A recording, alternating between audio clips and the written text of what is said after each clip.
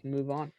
Yeah, we can move on to the NFC conference. And this was, I want to say it was surprising, but I had a feeling the entire weekend leading up to it that Tom Brady, the GOAT, bro, he went into Lambeau, Aaron Rodgers' first home NFC championship game, and he won 31-26. And I think what it comes down to, there's a lot of things I want to talk about this game, and I think you can agree with me. This is a game that needs to be talked about more than any other game or the other game. The Bucs, what it came down to, the Bucs just had an elite defense that, like on Sunday or yesterday. Yeah, they just had an elite defense, flat out. That defense was able to control Devontae Adams for most of the game. They were able to make it harder. Their zone coverages. There's lots of plays I watched them all where there would be touchdowns or first downs. Lots of there was one play in particular where they used the tight end for the Green Bay Packers. Robert Tonyan was lined up as a blocker on the 2-yard line. And that he sort of sifted across the formation, and that was a touchdown. They scored that exact play as a touchdown multiple times this season, and the Bucs were able to cover it, and that's what it came down to. This Packers team was the best team in the NFL going into finishing the season and going into this game when it came to converting in the red zone, and the Bucs made it a living hell, just flat out. They could not score touchdowns. They had to settle for field goals multiple times. And that's what ended up costing them the game. And there's definitely a topic and definitely some things to be said about the refs here. And I want to hear what you have to say about the refs, because late in this game, there was a pass interference called on Kevin King, the cornerback of the Green Bay Packers, that led to a first down for the Tampa Bay Buccaneers and essentially allowed them to run out the clock and end the game. And again, that's one thing we can talk about. We can talk about Matt LaFleur's decision to not go for it on fourth down and settle for a field goal. But I want to hear your take on the refs as a first one of them all. Yeah. Geez, man, you put me in a spot where I'm gonna rant. I hate that. But first of all, I want to say congratulations to Tom Brady. It's no Agreed. small feat. I mean, 10 Super Bowls. I mean, people are talking crap about LeBron getting into the amount of championships he's gone into. He's 4-6. I mean, dude, shut up. He made it to 10. And Brady made it to 10. I mean, it's insane, man. And yeah, incredible stuff from him, man. And yes, he didn't have the best performance of the game, but I mean, that second half is probably the worst half of his career, honestly. I can't believe he threw 3 picks. And believe it's the first time in 20 years, Arib, that a quarterback has won. The quarterback's team has won when they've thrown 3 interceptions and a half. It like never happens. And but yeah, man, the Bucs came up to play, and Tom Brady came to play, and he got the job done. And it was also a great feeling to see Tom Brady with the son at the post game. Definitely a very touching moment there. And yeah, getting into this game though, Aaron Rodgers.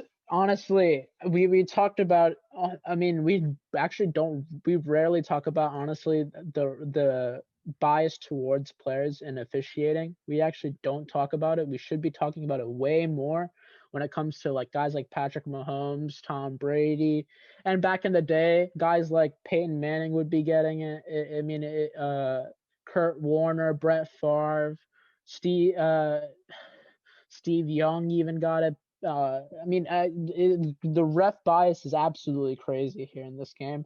But I'll be honest, man, the elite of the elite quarterbacks, I guess, just get the calls their way. But I thought Aaron Rodgers is also there that way, but I guess not, man. I Tom thought Brady the gets that treatment over Rodgers. I mean, I maybe that's the case because I mean, but even in I don't and throughout his career though, Reeb, I don't see Aaron Rodgers the guy to get crazy amounts of calls. Like I've never ever I never thought about it that way. Mainly because the weapons Aaron Rodgers has had in the past 5 years isn't the best Mhm. outside of obviously Devontae Adams.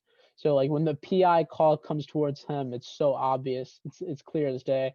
But like when you have guys like Marquez Valdez Scantling or these nobodies like Equanimeous St. Brown on your team, I think that's like another sign of like why like just why. And just in this game, there's so much to talk about Packers, man.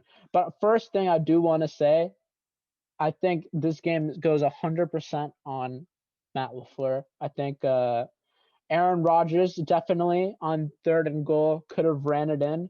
I don't know if he would have gotten a I touchdown. disagree with you on I that don't one. know if There's he. I don't another know if. I angle. don't know if he would have got the touchdown. I'm not finished yet. I'm not finished Yeah, yet. fair, I'm fair not enough, fair finished enough. yet. I don't think. I don't think he would have got the touchdown. I think the throw was okay. I'm just saying he could have ran it. I don't know if he would have gotten any. I don't know if he got the touchdown. I don't think he would have. I think it would have been short still.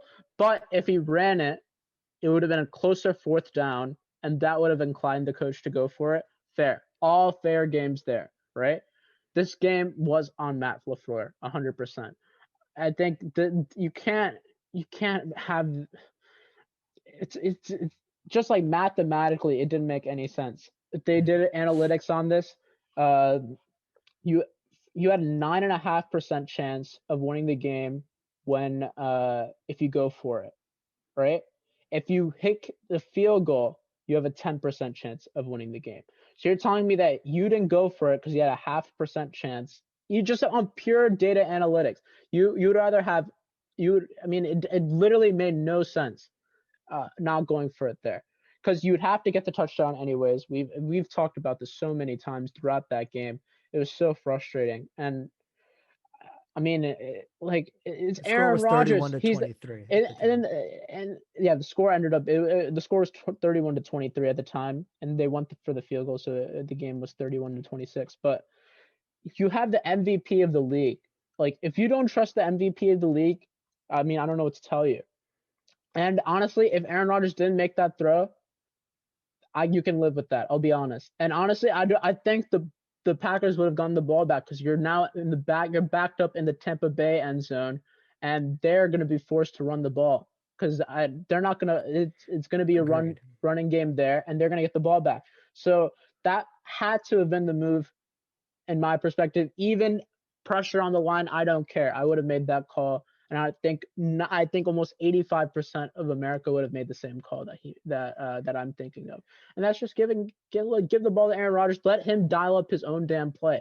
And watching the Aaron Rodgers interview, I know you watched it right before we entered on this podcast, and dude, I I have a just felt whole so. segment for that right after this, Amal. I've Yeah, got a lot to say, and I'm sure you do as well. dude, I mean, it's just insane. You It's can get it. heartbreaking, I You'll get think. into it after me, but oh my goodness, just like the nonsense that that he's been put through. I do want to say first, though. I mean, the Packers defense, they stepped it up in the 3rd quarter, 3rd and 4th quarter, man. I mean, I don't know what to even say, man. They really played well. Adrian Amos, for Ball some hawks. reason, I don't know. Adrian Amos got burned a couple times, but dude, Adrian Amos stepped up.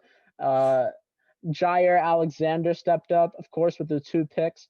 Tom Brady threw some garbage passes. I think that's age. I think that genuinely is age. In I the don't think. cold, catching it too. I would be dead honest. I think Tom Brady even 2 years ago wouldn't make those type of throws. Yeah, and I think that's just age coming in. But dude, I think Kevin King, dude. There was I one think key play.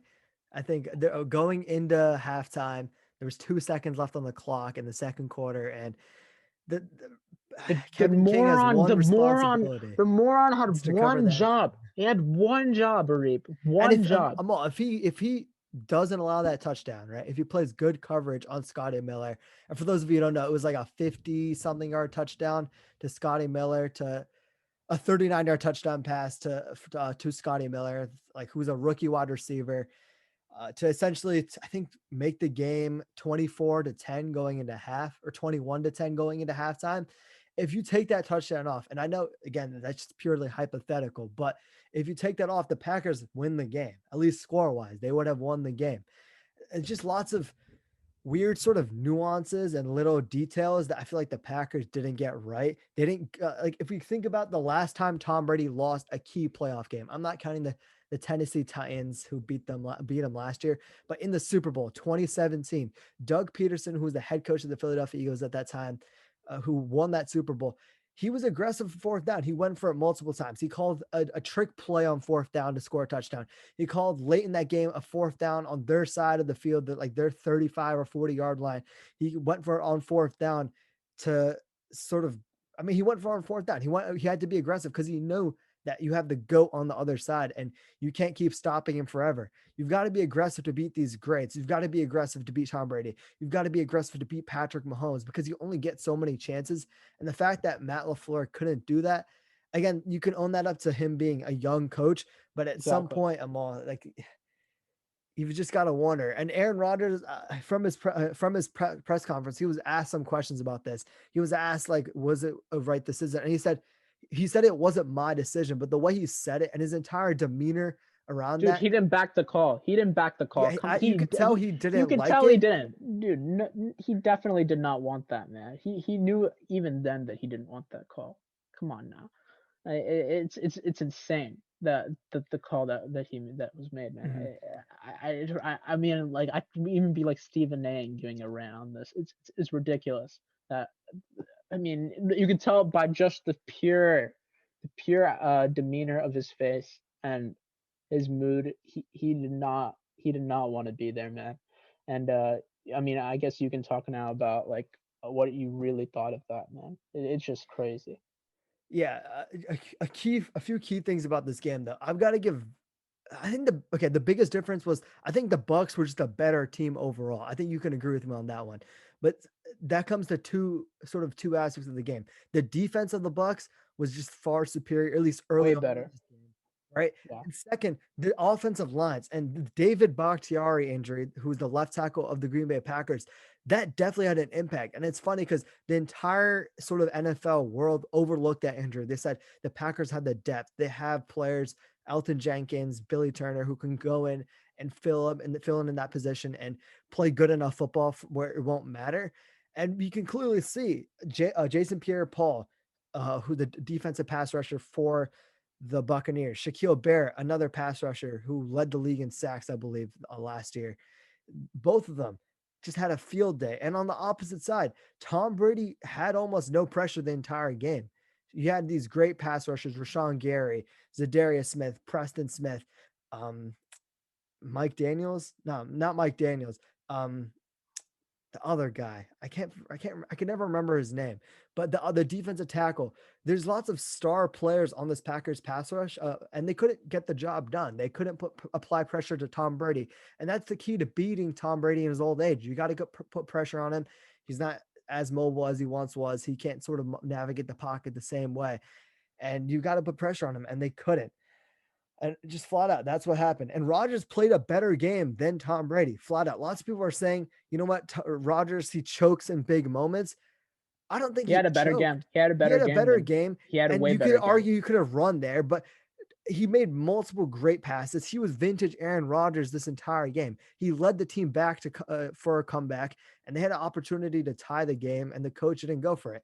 And I just want to talk about the refs real quickly. Yes, The yes, yeah. refs had weird call. Okay, so for the Packers side, there are multiple instances, and the commentators for this game were Joe Buck and Troy Aikman, and they sort of played it off, saying that, oh, the refs are letting the wide receiver and the corners play today. They're just letting them do whatever they want.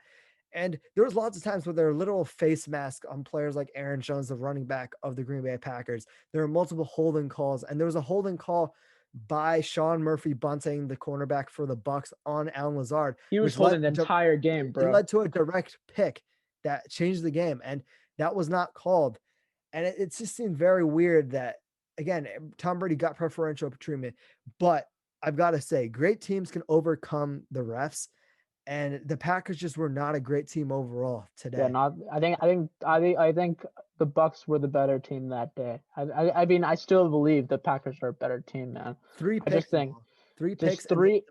and they got 6 points off of it, off of three Yeah, picks. I think that's that's You had that's where. chances and you couldn't make it. And I know Yeah, the refs were bad, and people would say the refs were the number one reason why they lost, or Matt LaFleur was, or whatever it was. But that when it comes down to it, basically they just couldn't execute, and they couldn't overcome the refs. Like the refs, you can use them as excuses. There's times where one game that stands out, 2018, the NFC Championship game. It was between the Rams and the Saints, and there was a really, really clear and evident PI on Nikel Roby-Coleman of the Rams against, I think it was Traquan Smith, the wide receiver for the Saints.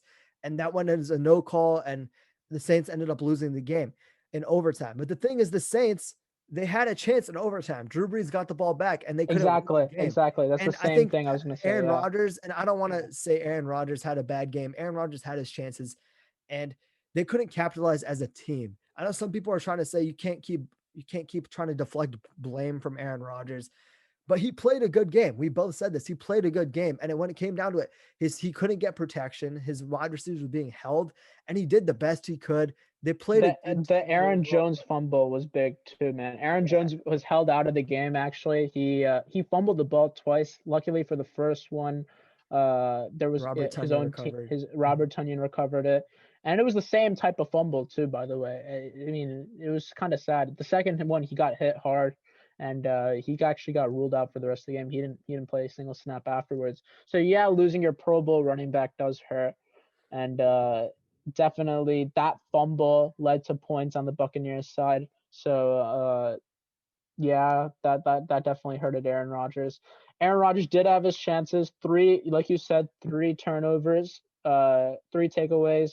For this From Packers defense. yeah, for the Packers defense, and only one touchdown led from that. I mean, I think that speaks multitudes, honestly, of how great the Bucs defense played. Shaq Barrett, dude, Shaq Barrett's a monster, man. We said that last year. Shaq Barrett's a monster. 3 sacks on the game. JPP, Jason Pierre-Paul, monster on the game. I mean, they're insane how they performed. Whitehead had the Exactly. 2 forced fumbles, monster in the game. Devin White is a monster who is extremely Devin underrated. White, I like that's what I'm saying. Like I think the defense just stepped up, man. I think that's all you can really say. Coverage in this game was trashed by the Bucs. I think, being dead honest, Sean Murphy Bunting, I think he legit was holding the whole game. I can firmly believe that, and I have no problem. I have no problem. What's it called? Backing up that case. I think he was honestly holding the entire game. Even that pick Aaron Rodgers had, it was a pass that he held and got into the position of making the pick. It was clear as day. And yeah, man, I think at the end of the day, those BS calls that were made for the Buccaneers, I think that obviously changed and altered the results. But at the end of the day, Matt LaFleur wasn't coaching well. And I'm not going to say it's only because of that last drive, but I think throughout the game, I just wasn't a fan. I just wasn't a fan of the coaching that was happening. Mhm. And the running game needs to get better, obviously. 16 carries for 67 yards on the game. I think they could have, honestly, Heike could have just abandoned the run the whole game, and that would have probably even been better. Um, Obviously, you couldn't run the ball a lot when you're down, so that's fair. But uh, great comeback by Aaron Rodgers. They could have capitalized the comeback, so I'm gonna hold him for that. But overall, yeah, this is just. I think if you're a Packers fan, this has to be a very, very sad, Mhm. sad loss.